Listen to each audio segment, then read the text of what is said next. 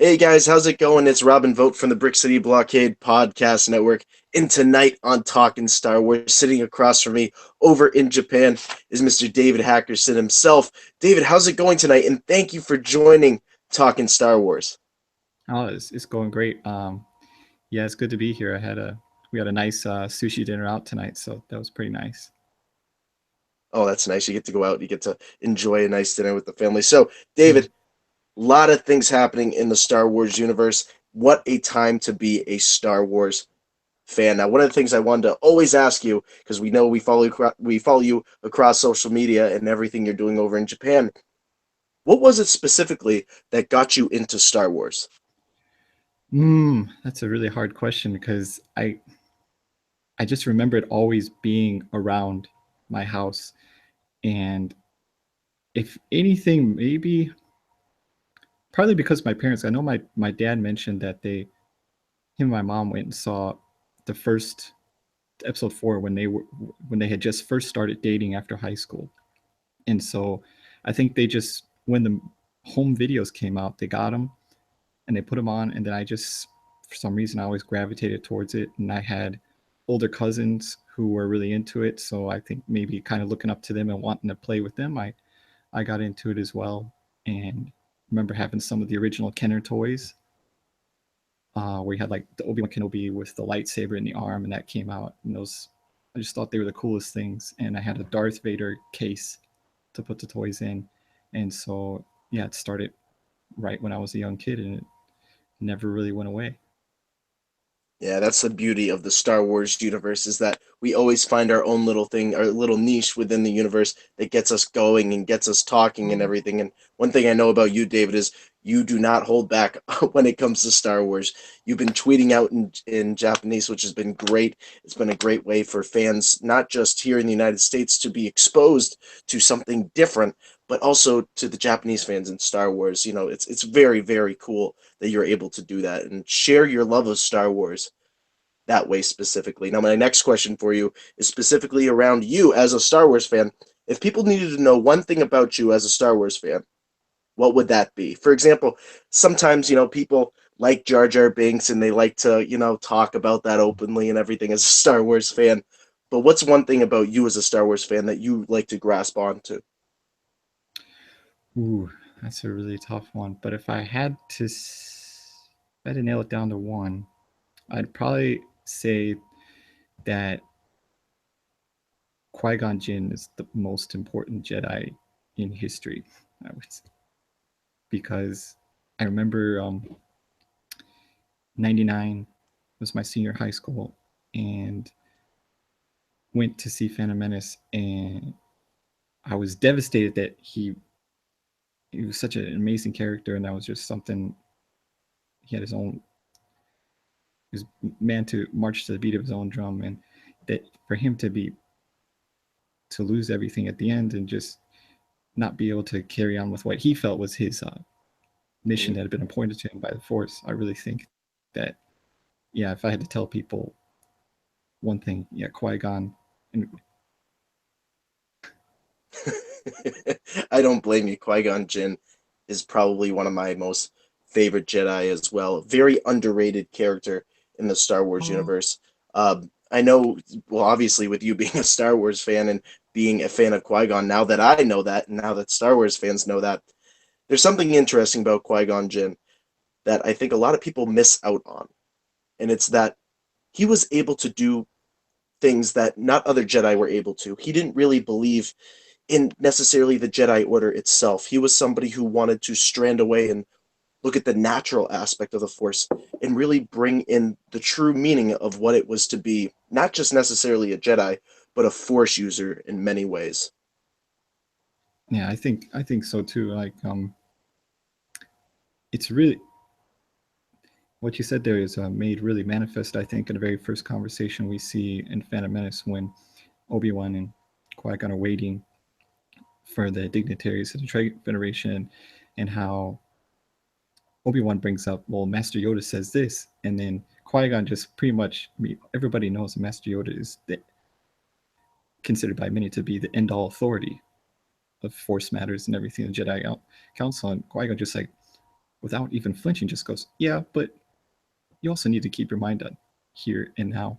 Mm, And those things are important, but without saying it directly, he's basically implying to Obi-Wan, you cannot always hold to a dogmatic approach and just do things because you've been told to do it that way. You have to think about it yourself, question it, and then what you find, what you feel the Force is telling you the right thing to do, do it. And within that one little, not even 1 minute exchange, we already get a mm. really good impression of how he approaches the Force, how he views the Jedi Order, and how he's been trying to get Obi-Wan to come over to his side and see things his way. But right then, you already see Obi-Wan's kind of set up to fail in his approach to Anakin because he's locked within that dogmatic structure. And maybe if Qui-Gon had lived a little longer, he could have gotten Obi-Wan out of that. But we never got to see that happen. Absolutely. That's one of those things within the Star Wars universe that would have been nice to have seen. However, as we know, as we move closer with Star Wars The Last Jedi, and obviously Lucasfilm making all these announcements alongside Disney about standalone films and everything else, that would be a fascinating story to see play out. Just some of the Qui-Gon Jinn Obi-Wan journeys in some way. I don't know if it'll ever happen, like you say, but it would be something Yeah. really cool to see play out in this universe. Now, we mentioned the word Jedi here. Obviously, yesterday we got the big news, a teaser trailer to Star Wars The Last Jedi. One of the things I wanted to ask you about, David, specifically, what is your reaction to The Last Jedi teaser trailer? And man, it really did pack a punch. Yeah, it did pack a punch. I was like I told you earlier, I was so preoccupied with like trying to just absorb everything and then regurgitate that out in Japanese to explain it to people. I had to go back and watch it a couple more times. But my first impression, I think everything really hit me hard at the end with what Luke said about Mm, how it's time for the Jedi to end. And I've been kind of thinking that the way they were going, and we'd seen hints of it in the Clone Wars, we'd seen hints of it in Rebels, that they're finally going to really go deep and explore the Force. And, another thing that Luke said, it's so much, what do you say? It's so much bigger? yeah, it's Or, so much bigger. yeah. And he's kind of implying that he realized that the Jedi perception of the Force and maybe everything that he had been taught up to that point was so limited. And when he took a step back and broadened his scope, he was almost seems like he was overwhelmed. And so his sense of being overwhelmed really uh, was conveyed quite well through the trailer. And that was pretty much hit me hard and left me overwhelmed. So yeah, Yeah, that's my impression. yeah, absolutely. I think you and many other Star Wars fans are very, not necessarily taken back by that comment, but it's like, wow, Luke must have really experienced something in his solitude. It's very similar to Obi-Wan on Tatooine, where he explored the Force in a very different way. And we got that shot in the trailer, and I'm curious to hear your thoughts on this, David, of what it looks like to be inside the Force tree, sitting on a shelf. And Rey, of course, puts her hand on one of those books, and on it, what looks uh, to be the original Jedi Order symbol. And I did some research, and it looks similar to the gray Jedi logo that we've seen play out in the Old Republic and in hmm. other forms of Star Wars. What are your thoughts on that? Because just looking inside of a tree and seeing a bookshelf, that's not your average library in there. No, I mean, especially when you think of all the technology and stuff, the last time we saw any type of archives was at the Jedi Temple, and you have like this really sophisticated, highly technological thing where everything is stored in looks like the digital databanks. In here inside this forest tree, you have something very organic in written paper. I mean, from what it looks like when we only got that brief shot, like it's partly decayed. And another thing that instantly came to my mind, this may be because I was a history major and whatnot, is what if it's in a language that neither Ray nor Luke can read? Because it's really, that could be thousands or years old, and maybe then galactic standard or whatever language was spoken was different from what they're speaking there now, and could have been written in a different script. We don't know. And so we don't know if Luke has been able to even break the tip of the iceberg of that knowledge because he may not even be able to read it. So there was just so many things just went racing through my mind when I just saw that brief shot of all those books and the potential knowledge that was waiting to be accessed. Yeah, I guess that's how you have to look at it, is that those books sitting there, maybe they've been touched, maybe they haven't. Maybe that tree has existed for thousands and thousands of years. Maybe Yoda has visited it. I think there's a lot of theories out there, and that's going to be the beauty, David. You and I and everybody here at the podcast network and a lot of the Star Wars fans, we get to break down this trailer and do a bunch of theorizing when it comes not just to this trailer, but later on down the road when we get a full-fledged trailer. For a teaser trailer, I have to admit, this did pack a punch. It felt like a full length trailer in many ways, just because of the different things that they included in it. Oh yeah, definitely. I mean,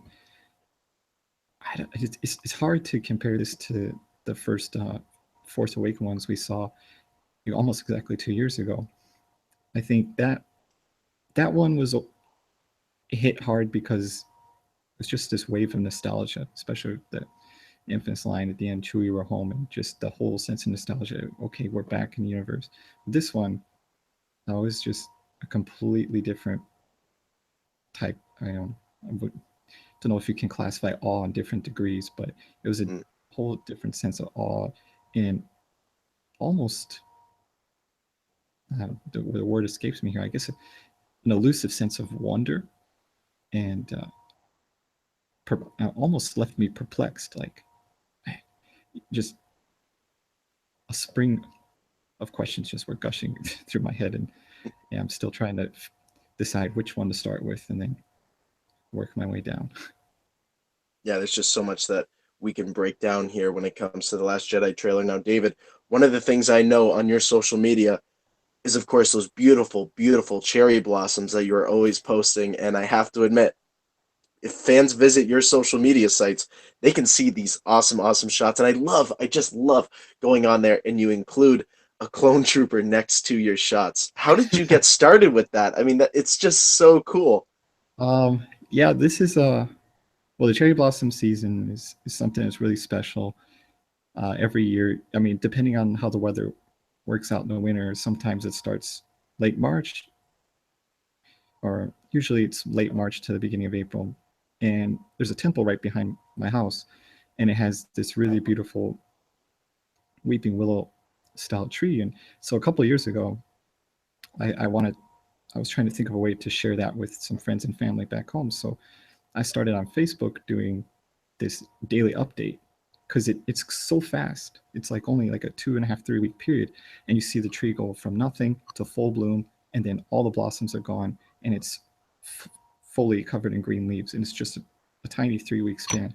So I decided it'd be cool to track that every day with like a visual diary Mm, of photos, and just put up little comments how things are progressing or any type of thought I had about that day. And the longer I've been here in Japan, the one Japanese word that really has taken a whole nother level of meaning for me is this word called hakanai, or in the noun mm, form hakanasa. And it's hard to translate it to English per se, but it uh it means like fleeting or intransient. This just like flow. Everything is always in present tense and it's changing at each moment. So now is now, and 2 seconds ago is done, gone forever. And the blossoms really convey that really well. When you look at the photos, I always love each year. Done this, I think, for 4 or 5 years now. To go back and put all the pictures together and just like watch it in progression. And so it's a beautiful thing that, and the reason I put the clone trooper in with this is that the clone troopers, much like the cherry blossoms, have a very short lifespan. mm, Their existence was very fleeting in a sense because, like the cherry blossoms don't fall off the tree when they've become decayed and brown. They fall off the tree when they're still beautiful white with those nice little hues of pink on the edges. And just like that, the clone troopers, many of them, unfortunately, died in battle at the height of their life and when they're in their most, I guess, soldier sense, most perfect state. And so I thought that was a really cool connection between the two and the parallels of the quick life cycle, how they would fall at their most beautiful state, most perfect state. And so I thought it'd be good to put the two together and have a little fun with that on a whole bunch of different levels. And that's one thing I have to say, Star Wars fans, people who are part of the Brick City Blockade podcast network, and a lot of our fans as well, we always send them your way because, like you just said, there's very poetic. There are some similarities in terms of the natural way of life. When things go, they go for a reason. And when we can make connections to those things, we have to kind of run with it in that way and kind of embrace that, not just as Star Wars fans, but as human beings in many, Mm. many different ways. Oh Well, yeah, yeah. yeah, Yeah. no, continue. No, no. I was just saying, um,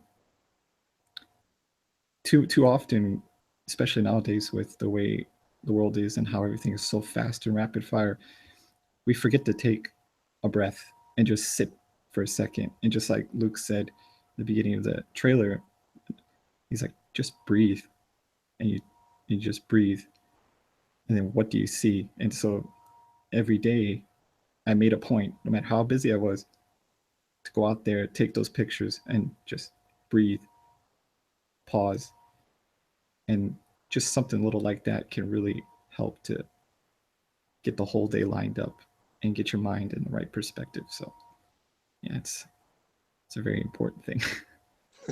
Absolutely, absolutely. Well, Mr. David Hackerson, I know you like to listen to the podcast network. It's a little thing we like to call at the end of our shows plug time. Plug time. So, Plug where time. can the good people find you on social media? Well, they can find me at Twitter at Norsk Akiruno. That might be a bit hard to remember. Just at NORSK for Norse for Norwegian because that's where all my family originally came from in 100 years ago. And then Akiruno is my city here in Western Tokyo, Akiruno. So Norsk Akiruno. You should just put that into Twitter and you'll probably find me there. So yeah, that's the quickest way to find me.